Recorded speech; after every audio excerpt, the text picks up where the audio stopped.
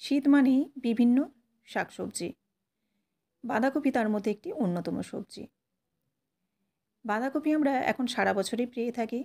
তবে স্টোরের বাঁধাকপি আর এই শীতকালের যে সিজনের বাঁধাকপি, দুটোর টেস্ট কিন্তু সম্পূর্ণ আলাদা। শীতের বাঁধাকপির স্বাদই কিন্তু অন্যরকম। শীতকালের যে বাঁধাকপি, তাতে কিন্তু সেরকম একটা তেল মশলা লাগে না। তো কম তেল মশলায় এই বাঁধাকপি কীভাবে রান্না করবেন সেই রেসিপি আজকে আমি আপনাদের সাথে শেয়ার করব। নমস্কার বন্ধুরা, মিক্স ফিউশন সোমার পাকশালায় আপনাদের সবাইকে স্বাগত। কড়াইয়ের মধ্যে দিয়ে দিয়েছি সরষের তেল, ফোড়নে শুকনো লঙ্কা আর দিয়ে দিচ্ছি গুঁড়ো 5 ফোড়ন, খুব সামান্য। যেহেতু শীতের বাঁধাকপি এর স্বাদই আলাদা, সেজন্য কিন্তু এখানে আমি কোনো রকম গরম মশলা ব্যবহার করিনি। তো এখানে শুধুমাত্র একটু 5 ফোড়ন দিয়েছি, সেটা কাঁচা 5 ফোড়ন গুঁড়ো করে। এবার পেঁয়াজ দিয়ে দিলাম। এখানে আমি মাঝারি সাইজের পেঁয়াজ দুটো দিয়েছি। দুটো দিয়ে নাড়াচাড়া করে পেঁয়াজটাকে হালকা করে নেড়ে নিলাম লবণ দিয়ে। পেঁয়াজটা কিন্তু খুব ভালো করে ভাজিনি। এবারে আলুটা দিয়ে দেবো। আলুটার সঙ্গে এই পেঁয়াজটা ভাজবো, কারণ আলুটাকে আমি আলাদা করে আর ভাজছি না। আলুটাকে আলাদা করে ভাজতে গেলে আরও সময় লাগবে, সেই কারণে একসাথে আলু এবং পেঁয়াজ ভেজে নিচ্ছি। এবার হলুদ গুঁড়ো দিয়ে দিলাম কালারের জন্য, দিয়ে নাড়াচাড়া করে একটু ঢেকে দেবো যাতে আলু এবং পেঁয়াজটা ভাজা হয়ে যায় এবং সেদ্ধ হয়ে যায়। এই রেসিপিটি খুব তাড়াতাড়ি হয়ে যায়, কারণ শীতের বাঁধাকপি সেদ্ধ হতে কিন্তু খুব একটা সময় লাগে না। এই আলুটা সেদ্ধ হতে যেটুকু টাইম লাগে। এবার দেখুন আলুটাকে নাড়াচাড়া করে ঢাকা দিয়ে মোটামুটি 50%-এর মতো সেদ্ধ এবং ভাজা করে নিয়েছি। এবার এর মধ্যে দিয়ে দিচ্ছি আদা বাটা, রসুন বাটা, জিরে গুঁড়ো, দিয়ে দিচ্ছি ধনে গুঁড়ো, আর দিয়ে দিচ্ছি এখানে আমি কালারের জন্য খুব সামান্য কাশ্মীরি লঙ্কার গুঁড়ো, কিন্তু এটা পুরোপুরি অপশনাল। আপনারা চাইলে দিতেও পারেন, নাও পারেন। মশলাটাকে কষানোর জন্য জল দিয়ে দিলাম, নইলে কিন্তু মশলা এবং পেঁয়াজ আলুটা পুড়ে যেতে পারে। জল দিয়ে এবার নাড়াচাড়া করে ভালোভাবে মিশিয়ে নিয়ে ঢেকে দেব। এতে আলুটা আরও বেশ কিছুটা সেদ্ধ হয়ে যাবে এবং মশলাটাও কিন্তু কষানো হয়ে যাবে।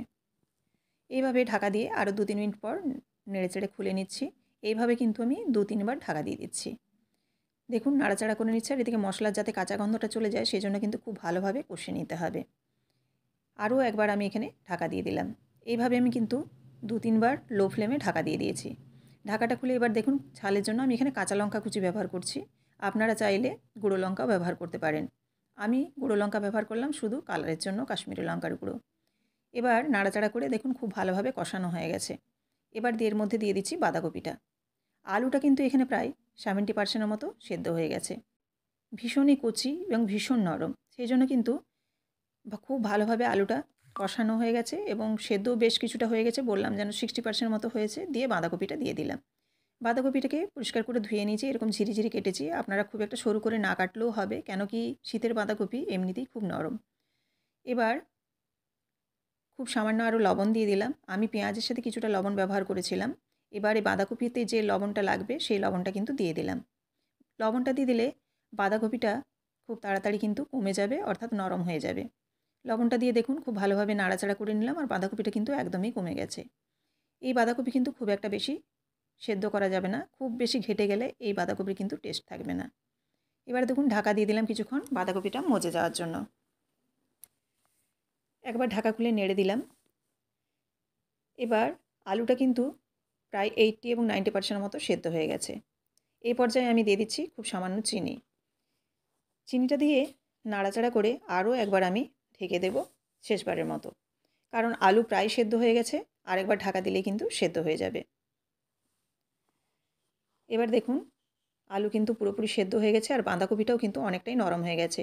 আর বাঁধাকপিটা একেবারে ঘেটে ফেলবেন না, তাহলে কিন্তু অতটা টেস্ট আসবে না। যদি এরকম অবস্থায় নামান তাহলে কিন্তু খুব ভালো একটা স্বাদ আসবে। আপনারা দেখলেন যে কত কম তেল মশলায় এই রান্নাটা হয়ে গেল এবং ভীষণ তাড়াতাড়ি এই রান্নাটা হয়। আপনারা একবার হলেও এরকমভাবে ট্রাই করে দেখতে পারেন, অসাধারণ খেতে হয়। এবার একটা সার্ভিং প্লেটের মধ্যে আমি নামিয়ে নিচ্ছি। রেসিপিটি যদি ভালো লেগে থাকে অবশ্যই লাইক, কমেন্ট এবং শেয়ার করবেন। আর এরকমই প্রত্যেকদিন বিভিন্ন ধরনের রেসিপি দেখার জন্য অবশ্যই চ্যানেলটিকে সাবস্ক্রাইব করে বেল বাটনটি প্রেস করে দেবেন, যাতে আমার রান্নার সমস্ত নোটিফিকেশন আপনাদের কাছে সবার আগে পৌঁছে যায়। ফেসবুক থেকে দেখে থাকলে অবশ্যই পেজটিকে ফলো করে দেওয়ার অনুরোধ রইল।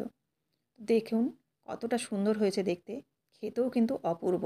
একদম মাছ মাংসের যে স্বাদ, সে স্বাদ কিন্তু ভুলে যাবেন এই বাঁধাকপি খেলে। আবারও দেখা হচ্ছে আগামীকাল অন্য কোনো একটি রেসিপির সাথে। সবাই ভালো থাকবেন। ধন্যবাদ।